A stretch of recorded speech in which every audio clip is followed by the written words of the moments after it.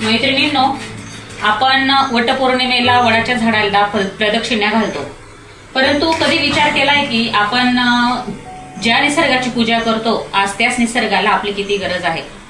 आज तुम्ही बघतात सोशल मीडियावर आपल्या या सणाची थट्टा केली जाते आणि तुम्ही बघत असणार की सोशल मीडियावर कितीतरी दिवसापासून वटसावित्री पौर्णिमेच्या पोस्ट शेअर केल्या जात आहेत।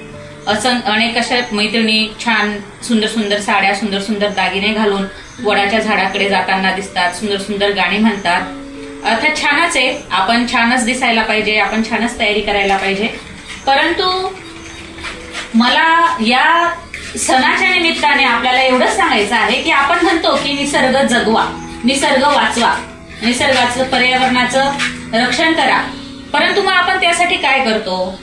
आता हा इतका सुंदर सण आहे तर त्या निमित्ताने आपण काय करायचं की झाडाची पूजा, वडाच्या झाडाची पूजा करण्यासाठी आपण बाहेर कुठेतरी वडाचं झाड शोधण्यापेक्षा त्या दिवशी काय करा, एक छोटंसं वडाचं रोपटं घरी आणा, त्याला कुंडीत लावा आणि त्याची घरीच पूजा करा छान, आणि त्याला 4-5 वर्षापर्यंत घरीच त्याचा सांभाळ करा, आणि मग ते असं मोठं झालं की मग त्याला मोकळ्या मैदानात ओपन प्लेस मध्ये त्याला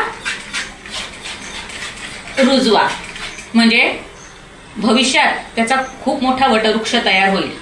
मैत्रिणींनो, वटपौर्णिमेच्या दिवशी वडाला धागा बांधणे म्हणजे वटपौर्णिमा नाही, तर एक रोप जगवणं तीच आजच्या काळातली खरी वटसावित्री आहे।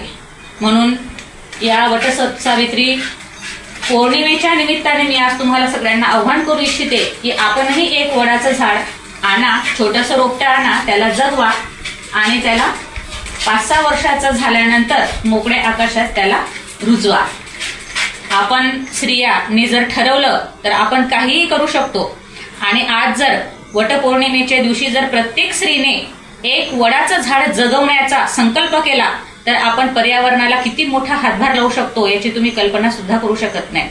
कारण वडाचं झाड असं आहे मैत्रिणींनो, ते हवेतील प्रदूषण दूर करतं आणि आपल्याला 24 तास ऑक्सिजन देतो।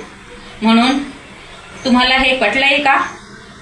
मग सांगा, कमेंट करा की तुम्ही वटपौर्णिमेला एक वडाचं झाड रोपटं आणून त्याला जगवणार। तर मैत्रिणींनो, यावर्षी वटसावित्री पौर्णिमेला फक्त झाडाला धागा बांधूनच नाही तर निसर्ग संवर्धनाचे व्रत घेऊया आणि प्रत्येक स्त्रीने वडाचे झाड लावून त्याचं संगोपन करण्याचा संकल्प करूया आणि पुण्य कमवूया।